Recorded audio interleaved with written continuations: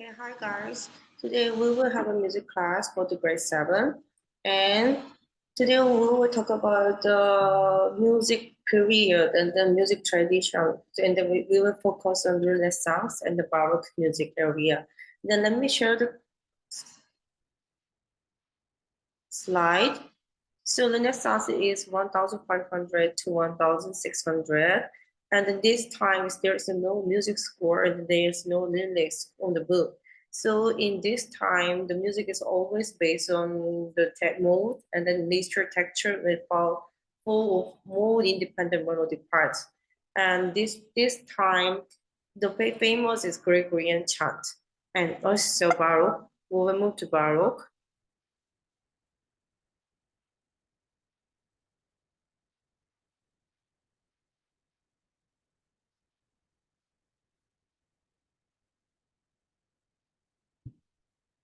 So Baroque period is 1600 to 1750. And then the most famous instrument is harpsichord. It looks like piano, but it's like more elaborate, and there's so many decoration on the piano. And then like piano was not invented before 1700. And usually the music start is like chamber music, and then the famous, and then also monody and the dynamic ornamentation is be well focused. And so I want you to watch the video each period. It's make you more understand. So let's watch it this one, and then after that we will talk about what is our activity for today.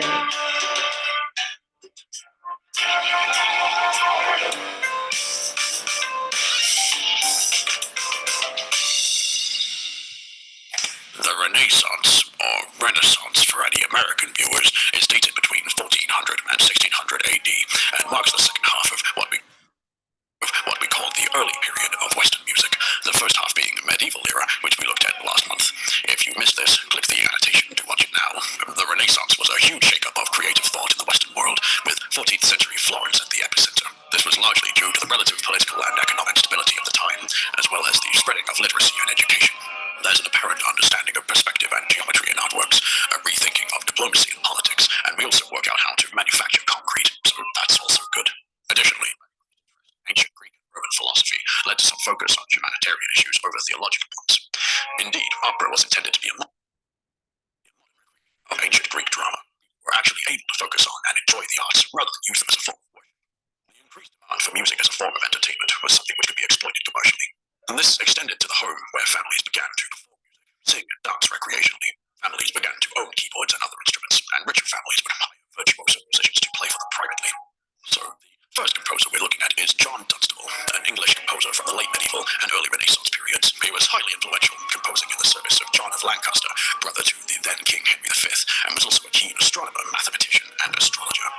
Renaissance composers began to rely on the interval of the third, which was considered dissonant, and that means unpleasant, during the medieval period. This allowed for greater emotional content in music, as it's the third which gives chords a major or minor sound. Full triads were commonplace in the 15th century. An increased use of major and minor feel could have helped musicians develop expression and personality in their playing, either through compositional techniques or through articulation and performance techniques. Interestingly, it's easy to see a correlation between increasing complexity in art and religious music during the Renaissance. Although the majority of the Renaissance music was broadly speaking religious, the church was beginning to loosen its grip on composers, allowing them to take influence from art, geometry, or mythology rather than just Jesus or Satan or whatever. In this period, composers began to be revered as celebrities, with people taking an interest in their personal lives. One such composer was Thomas Tallis, who served under 4 different monarchs. He's widely accepted as one of the church's best early composers. He and Bird were granted the exclusive license to print music in England by Queen Elizabeth I. A large factor in the development of scales of harmony was the unification of musical language, helped in no small amount by Johannes Gutenberg's printing press. This was able to exactly duplicate manuscripts for commercial distribution. We also see the diversification of musical styles at this time. An interesting example is the European-Mexican hybrid works from the Spanish invasion of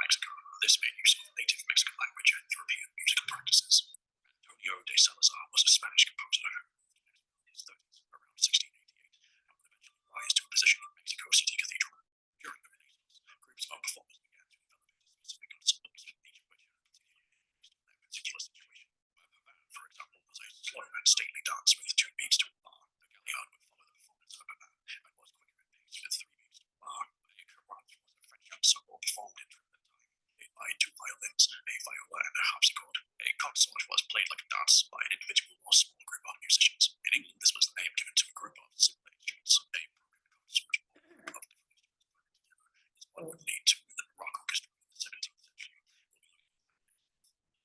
Is a second vocal composition, usually 3 to 6 voices, often singing in polyphony. Unaccompanied music was popular at this time, but instruments also continued to develop. Music would also develop but not reach the same level of popularity. In addition to trumpets, guitars, and sackbuts mentioned in the last video, there were 3 important developments. The crumhorn. This crumhorn was a common woodwind instrument. It is constructed similarly to the bagpipe, with the player blowing in one end and placing fingers over holes to vary the pitch. It is like lead and jelly, which directs the sound towards the player. Keyboard instruments like those of the harpsichord family appeared in the early 16th century. Visually, the grand piano would sound a little more like an acoustic guitar. One notable composer from the harpsichord was Englishman. Organs were usually religious ceremonies, but also began making appearances in family homes. The richer the family, the bigger the organ. So, to summarize, the Renaissance was the period arts usually used as forms of worship became accessible to a mainstream audience from home. A lesser focus on worship is what allowed artists to pursue their individual talents for their own sake. If you liked this video, or perhaps okay, so this one is talk about the Renaissance, and the Renaissance usually like photo. The music is photographed at the religion, as I told you, and this the most one is the Gregory chant. And also, there are so many composers, there are so many famous composers, but we will listen to the other song. The one of the Renaissance area composers, and his name is Ave Veron Corpus, and he was an English composer of the late Renaissance music. And then our sang the Jambo Link.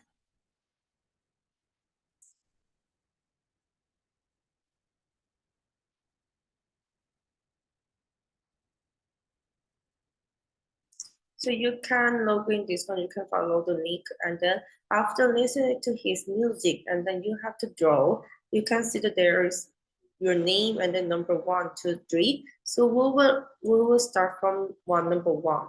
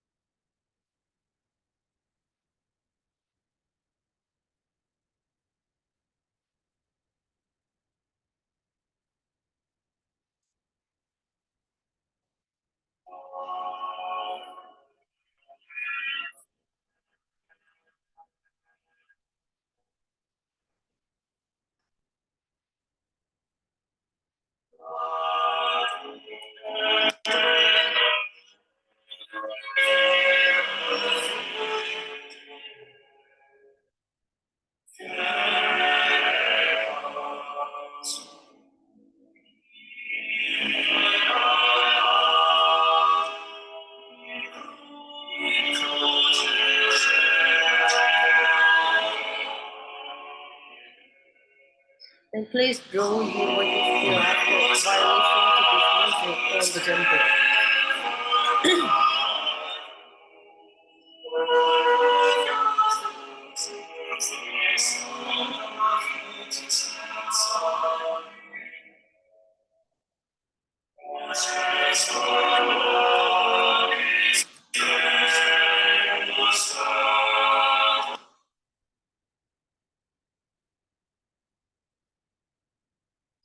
And then this one, so you can draw what you feel on the Jamboard, as I told you. And then let's talk about the barrier.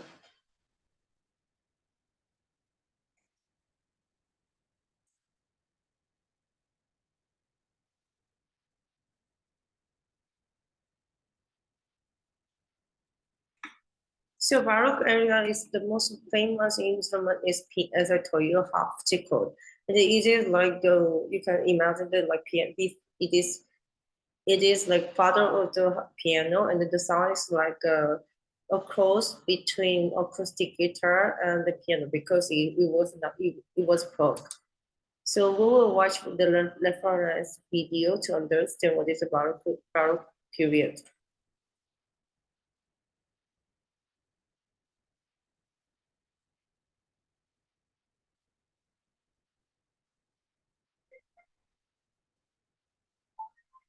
friends. Welcome to Music Lessons with Mrs. Morris. In today's episode, we will be learning about a period of music that began after the Renaissance and before the Classical period. It is known as the Baroque period of music. Mrs. Morris, why is the music broken in this period? It's not broken. The word is Baroque, and it refers to a time between 1600 and 1750. It was a time filled with grand parties, elaborate decor, exquisite fashions, and beautiful architecture. In fact, the very word Baroque means extravagant, ornate, and detailed. Here are some examples of Baroque art and architecture.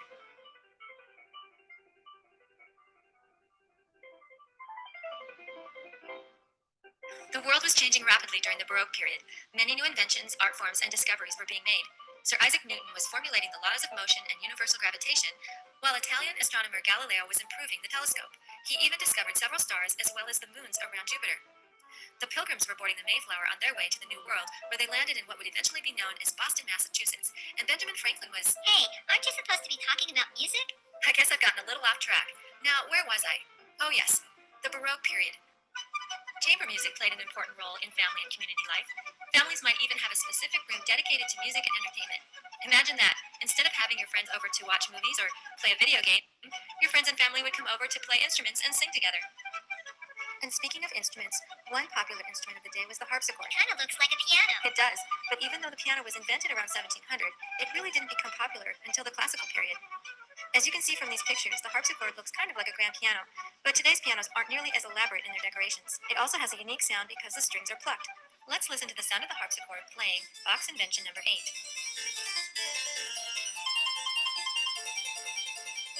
During the Baroque period, there were many composers, but for this video, we are going to learn about 3: Johann Sebastian Bach, Antonio Vivaldi, and George Friedrich Handel.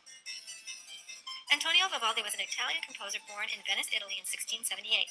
At the age of 25, he was ordained a priest and was given the nickname the Red Priest because he had fiery red hair. He played the violin and would later go on to become a music director at an orphanage for girls. One of Vivaldi's famous concertos was called the Four Seasons. Let's take a few moments and listen to Autumn.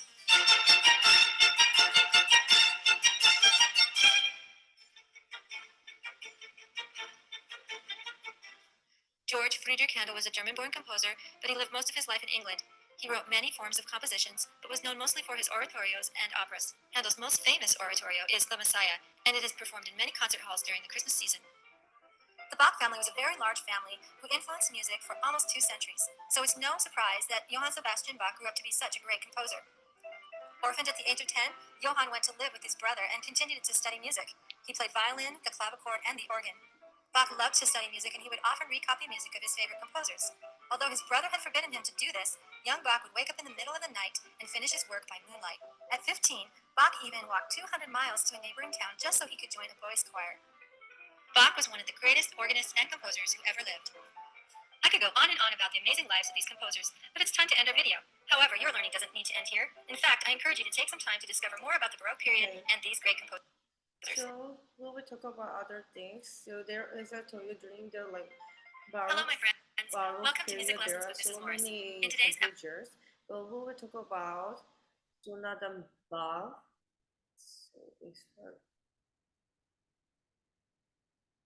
So first one is Johann Sebastian Bach, and then this one is number 2 on the Jamboard, and then he's the organist, and then also organist and the pianist, and then one part of the composer, and then his piece, the name of his piece is called Toccata and the Fugue in D minor, which is we will listen to, and we will express drawing on Jamboard, and then third one.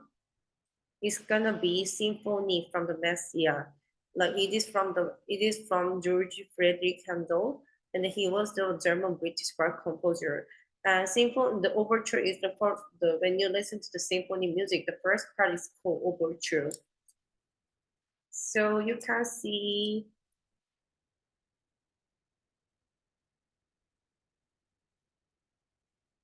So when you see the Jamboard box, and you have to listen, you have to draw something else on the Jamboard.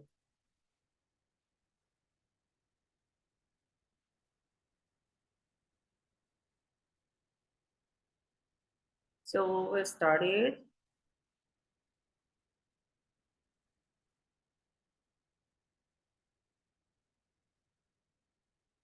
So number 2, Or according to your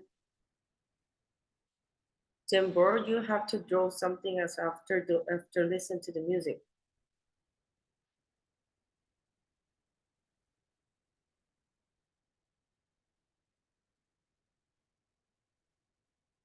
The number 2 is gonna be to cut out.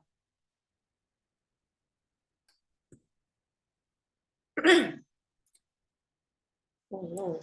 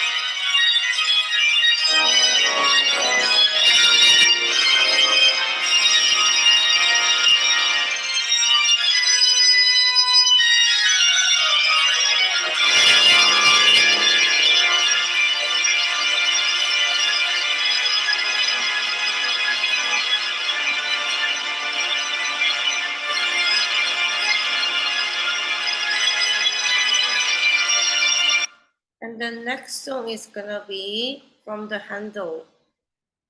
From Handel, which is called Messia Symphony.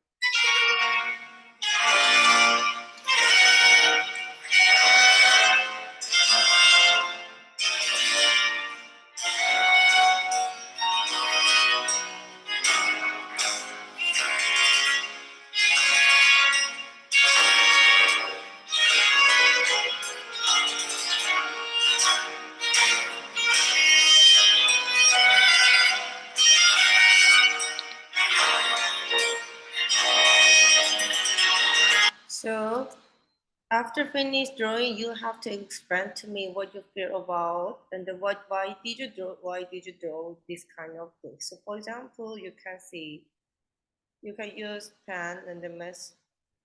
I would say that this one because the message is kind of like very like smooth, so they were arrowed down. But you can draw whatever you want while listening to music. And the next step is going to be cup it. So as I told you, you have to bring the cup, and then we will follow the like instruction by watching and then by tapping the beat video.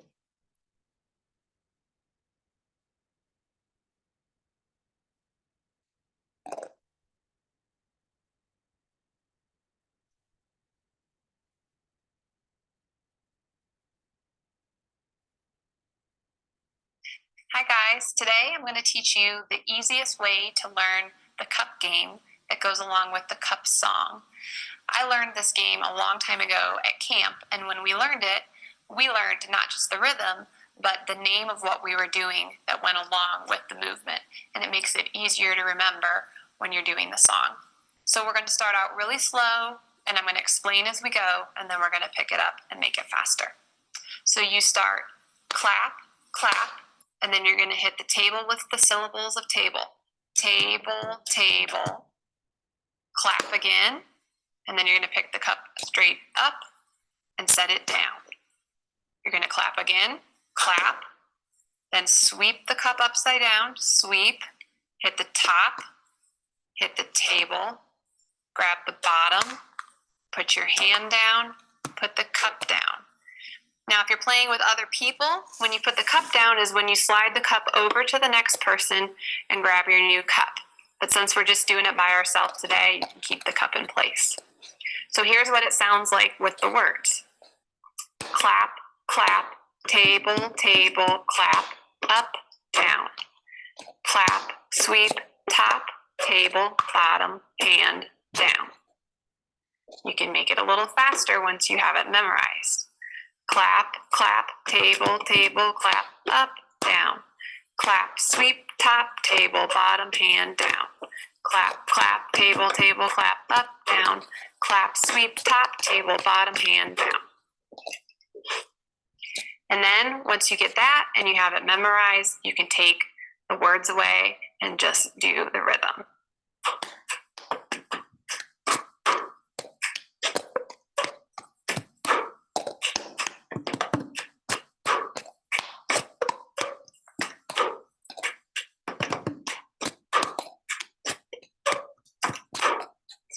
And once you get it, you can add it to the music that goes with it, grab a bunch of cups, grab your friends, and have fun.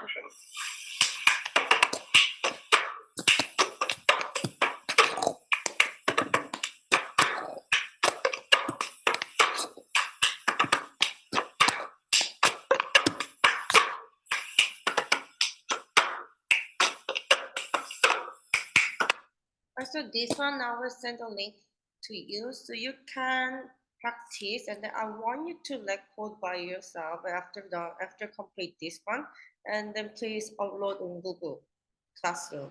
So today we are done for today, and so the due date of this one is gonna be next week. So bye bye.